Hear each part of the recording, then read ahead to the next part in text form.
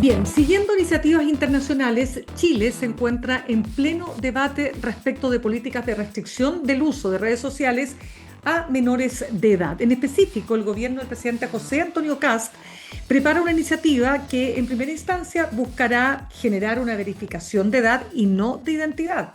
Pero los expertos han puesto el foco en que la experiencia de otros países con legislaciones que ya han sido aprobadas ha demostrado una ilusión de control luego de verificarse una serie de formas en que los menores de edad han logrado saltarse las restricciones, como la creación de cuentas falsas, la utilización de los VPN, que son redes privadas virtuales, o el uso de perfiles de adultos. El problema de fondo no es únicamente el acceso, sino el diseño de las propias plataformas.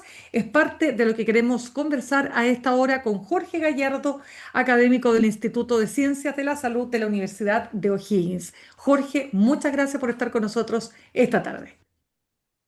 Muchas gracias igual por la invitación, Mirna. Hablemos de esta ilusión de control cuando se prohíbe tajantemente el uso de redes sociales en menores de edad. ¿Es eso? ¿Estamos de alguna manera en una suerte de ilusión de control? Sin duda que estamos en una ilusión de control. Efectivamente, las brechas generacionales que existen entre la capacidad de poder utilizar redes sociales es muy grande, digamos, ¿no? O sea, tenemos Ujú. personas desde que les cuesta mucho abrir una cuenta de correo hasta personas, digamos, menores de edad que pueden tener 10, 11 años, que pueden tener efectivamente 3, 4, 5 cuentas, ¿no? Con datos falsos y haciendo, digamos, operaciones también que pudieran incluso infringir la ley. Entonces, efectivamente, cuando estamos hablando de lo digital o del control digital, en realidad tenemos que hablar de la cultura de lo digital. Y ese es un aspecto que no hemos conversado suficientemente, digamos, en Chile. Ujú. Ya, vamos a ir a eso, pero para que entremos antes de la cultura digital y lo que eso implica, solo preguntarte respecto de la cáscara. Partemos por esta superficie, porque uno podría decir, hecha la prohibición, hecha la trampa, ¿no es cierto? Es decir, tenemos, como tú bien señalabas, bastantes caminos, corta caminos, ¿no es cierto?, para poder burlar estas prohibiciones. Por lo tanto, en la práctica queda en letra muerta, ¿no? Sí, sin duda. O sea, de verdad no tiene ningún efecto. O sea, sobre todo como tú mencionaste con el tema de las VPN, que Claro. incluso hoy día en las mismas redes sociales hay publicidad sobre VPN.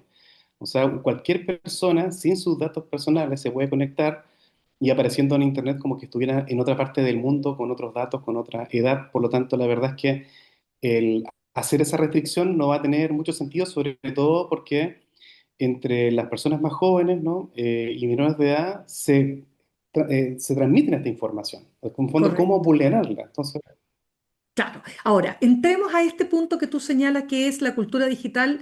¿Te refieres básicamente a esta idea que los niños, niñas y adolescentes, fundamentalmente que han nacido con la era digital, son nativos digitales? ¿Qué implica esto? sí, bueno, es interesante el concepto de nativo digital, porque efectivamente al principio generó mucha fascinación, ¿no? De como ver un niño utilizando un teléfono, ¿cierto? Un Ujú. computador de manera casi intuitiva. Sin embargo, de hecho pasa en los espacios de formación en la universidad que vemos que muchos estudiantes no saben utilizar otras herramientas.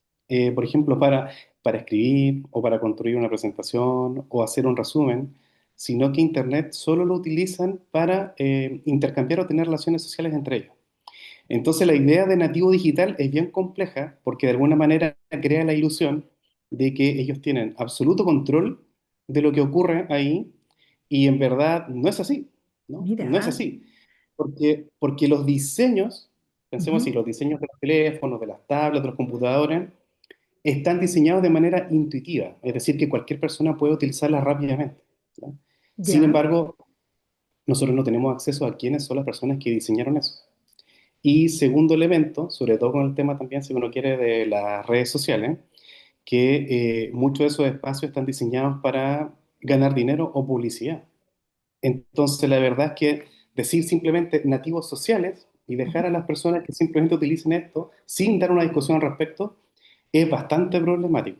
porque en verdad no sabemos cuáles son los contenidos que están consumiendo, ni tampoco, vamos a decirlo así, cuál sería la línea editorial, ¿no? De estas redes sociales que están colocando estos contenidos ahí. Ya, entonces ese argumento refuerza la idea de quienes señalan que aquí el problema está en las plataformas. Sin duda, sin duda, Ya, sin duda. ¿por qué? Sí, estas plataformas, de hecho incluso, y aquí lo vinculo con los temas que trabajo, que es temas de salud mental, Ujú, están diseñadas para que uno esté siempre mirando un contenido que a uno le gusta, ¿no? Nunca un contenido que no te llame la atención. O y también contenidos que de alguna manera te mantengan siempre permanentemente conectado, ¿no? El famoso scrollear. claro. Sin embargo, eso, las consecuencias que tiene para la vida real de las personas que están interactuando, en este caso, por ejemplo, pensemos en jóvenes menores de edad, es que después cuando tienen que enfrentarse a la vida real, uno no puede scrollear la vida o scrollear a las personas, ¿no? Yo tengo Ujú. que estar ahí con la persona que no me cae muy bien, o si mi familiar o mi papá me dijo algo, ¿cierto? El famoso reto, ¿no? Pero en cambio, en redes sociales eso no existe. Y hay una línea completa en la que solamente yo accedo a las cosas que me gustan. Por eso que también provocan tanta dependencia y por eso que, por ejemplo, también en algunos países se está conversando esto, de cómo las redes sociales provocan dependencia. Ya, pero entonces, espera un ratito, porque quiero entender cómo, a tu juicio, debiera controlarse el acceso de los jóvenes o de los niños, niñas y adolescentes a las redes sociales. Lo primero, ¿debe controlarse a tu juicio o, en otras palabras, o mejor dicho, debe regularse de mejor manera? Bueno, primero, las iniciativas que se están tomando en Chile respecto de la restricción creo que son los correctas. Ahora, evidentemente, cuando hablamos de restricción significa que llegamos tarde, significa que nos vimos en la necesidad de prohibir sin antes poder conversar de qué se trata esto. Y el problema que veo yo aquí es que las redes sociales, el problema que tienen en estos famosos ciertas generaciones que son nativas digitales, es que su proceso de socialización se hizo a través de redes sociales. Entonces, lo Ujú. que antiguamente era parte, digamos, de la familia, del entorno, ¿cierto? Los compañeros de curso, el colegio, la universidad, ahora fue reemplazado por redes sociales.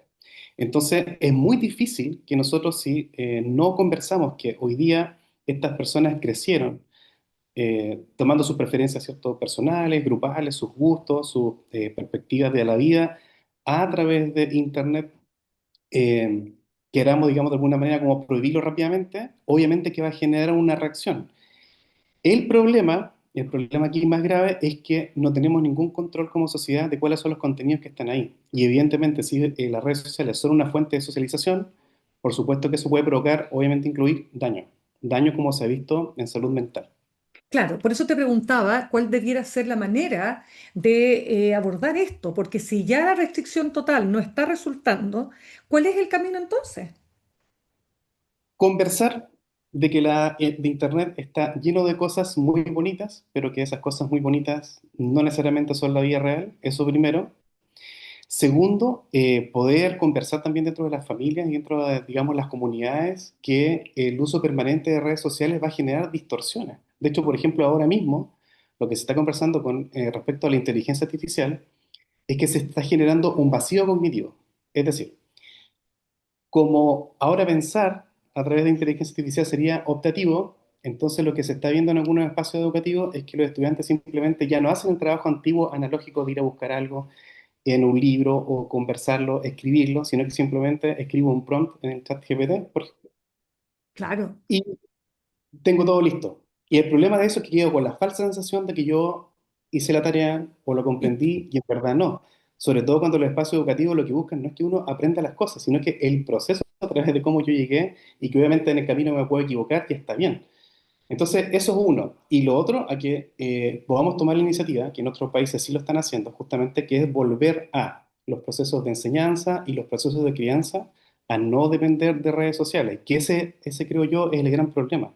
De alguna manera como que hemos descansado las redes sociales en Internet y en estas redes para decir, bueno, no importa, son nativos sociales, ellos sabrán, y en verdad no, son menores de edad que no tienen criterio y que además su tiempo, que es altísimo el tiempo que está en redes sociales, puede ser utilizado con otros fines que no necesariamente son los que a uno les gustaría. No, de hecho, lo que tú señalabas de los VPN, o sea, tú puedes ahí esconder un montón de delitos tan graves como la pedofilia, ¿no? Es decir, son formas de ocultarse en el mundo virtual y eso también es sumamente peligroso. Ahora, Jorge, déjame ir un pasito más atrás, ¿no? Y antes, por cierto, contarles a nuestros auditores que conversamos a esta hora con Jorge Gallardo. Él es académico del Instituto de Ciencias de la Salud de la Universidad de O'Higgins. Hablábamos del scroll, que es este ir pasando una imagen, otra imagen, otra imagen, otra imagen. Los algoritmos, ¿no es cierto?, que nos van anichando. Entonces nos vamos, digamos, juntando entre los que pensamos de una determinada manera. Me van a llegar las cosas que a mí me gustan. Si busqué comprar, no sé, un vestido, me van a aparecer 10.000 vestidos. Pero cuando eso lo llevas a otros planos, como la política, me van a mostrar solo aquello que tiene que ver con mi pensamiento político, etcétera. Entonces, cuando esto lo llevamos a los niños que están en proceso de desarrollo, ¿qué impacto tiene? Bueno, primero uno puede plantear de que esta eh, sola manera de poder ver contenido que a mí me gusta, lo que va a generar en el mediano y largo plazo es una hiperindividualización. O sea, va a aumentar la fragmentación social. Por eso es tan grave esto que estamos hablando de las redes sociales. Porque si, como decía anteriormente, si utilizo la red social, el teléfono, por ejemplo, para configurar lo que a mí me gusta, o yo veo que el teléfono es lo que a mí me gusta, entonces yo voy a tender a pensar que lo que veo en el teléfono es real, cuando en verdad la sociedad es diversa, habemos personas de distintos credos, de distintas posiciones políticas, ¿cierto? De distintos lugares, distintas culturas, distintas comunidades, y de lo que se trata, ¿cierto? La política es que tratemos de estar de acuerdo cómo convivir todos mejor. Sin embargo, si yo no reflexiono sobre que el teléfono, ¿no? Como red social, en realidad me está distorsionando cómo es la realidad, lo que está aumentando es que, o posiblemente lo que va a pasar, es que ese niño, ese joven va a pensar que solo su realidad a través de la red social es la real, y por lo tanto se puede inducir a ansiedad, a frustración, también uno puede pensar en desafección política y obviamente dejar de participar en la sociedad. Y ahí donde yo, ¿cierto? Dentro de esto planteo que es un problema de salud mental por lo mismo. Entonces, tenemos que el uso de redes sociales puede tener estas tremendas consecuencias a la estructura general de la sociedad. Absolutamente. Ahora, tú dijiste algo muy importante que quiero profundizar y hacer un doble clic, Jorge, cuando tú hablas de este vacío cognitivo. Porque claro, hoy día te dan a leer un libro, que es el ejemplo más clásico, ¿no? ¿Y qué haces tú? No lees el libro, sino que te lees un resumen y le preguntas a tu chatbot, hazme un resumen lo más detallado posible del libro y posibles preguntas que me haría un profesor, ¿no es cierto? Ya. ¿Cómo evitamos eso? Porque tú dices conversando, pero son niños, son jóvenes. ¿Tú crees que solamente la conversación puede ayudar ahí? No, evidentemente no. Por ejemplo, en el campo educativo, algunas experiencias que están haciendo es que justamente, bueno, no ocupar estas herramientas, pero en el proceso de educación, en el tiempo de educación, ocupar Ujú. experiencias que impliquen el diálogo, la construcción, el desafío de la resolución de problemas en ese instante.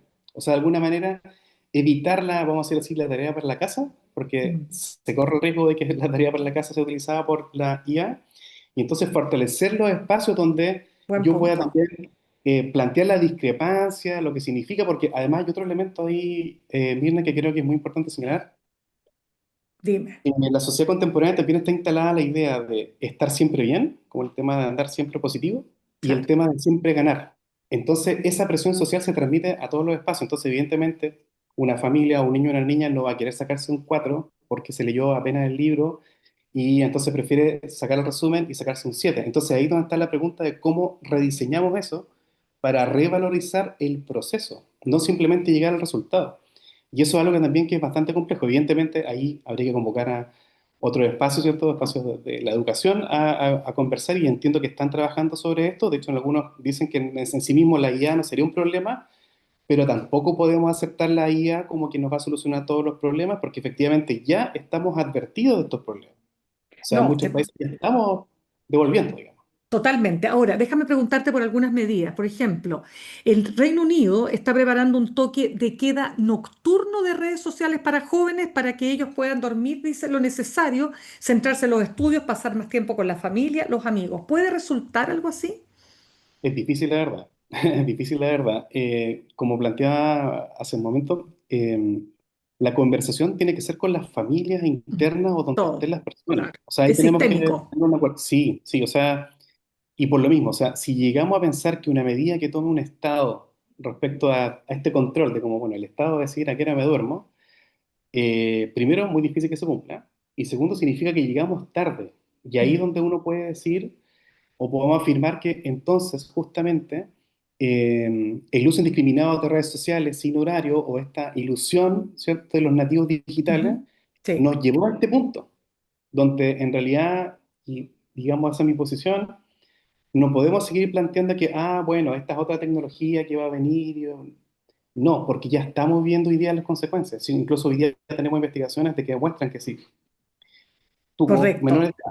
de edad Ahora, dejas de ocupar redes sociales, sí. mejora tu salud mental. O sea, Pero me imagino que evidentemente, o sea, incluso sin estudio lo doy firmado. Ahora, quiero preguntarte para ir cerrando, Jorge, esta propuesta del gobierno del presidente José Antonio Kast, que buscará generar una verificación de edad y no de identidad. Lo mismo, eso se puede burlar fácilmente, ¿no?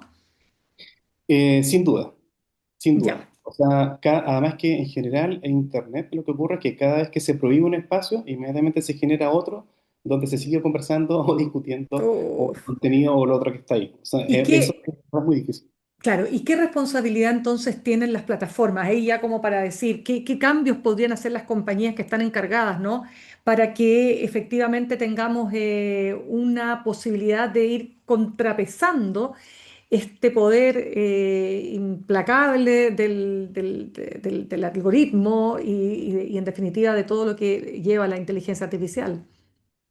Creo que deberíamos en Chile sumarnos a algunas discusiones que están a nivel mundial respecto de que las redes sociales y las plataformas tienen consecuencias para la salud de las personas. Por lo tanto, estas compañías, digamos, no están libres, siempre, digamos, su actuar va a tener consecuencias concretas en la vida de las personas y por lo tanto deberíamos tomarlos como de esa perspectiva, como un problema de salud, porque finalmente si sabemos que se daña la salud mental, si sabemos que se dañan los hábitos de estudio, si sabemos que se dañan o se alteran las horas de sueño y todo lo demás que hemos hablado, ¿cierto? El vacío cognitivo y toda esta, Mm. digamos, toda esta complejidad, no podemos seguir, digamos, pensando que, bueno, vamos a restringir simplemente el acceso a la hora y, o sea, la edad y ya con eso vamos a solucionar el problema. En verdad, lo que no estamos discutiendo es que estas compañías tienen problemas o afectan directamente a las personas y que por tanto no podemos ser tan ingenuos al respecto. Tenemos que conversarlo, ¿no? Y esto no es, digamos, ser antitecnología ni no todo lo contrario, sino que hay que conversarlo porque tiene efecto real y concreto en la vida de las personas. Totalmente. Jorge Gallardo, académico del Instituto de Ciencias de la Salud de la Universidad de O'Higgins, te estamos muy agradecidos de que hayas estado con nosotros y nos hayas compartido tu análisis esta tarde en Siempre Texto. Bueno, encantado. Que estés muy bien.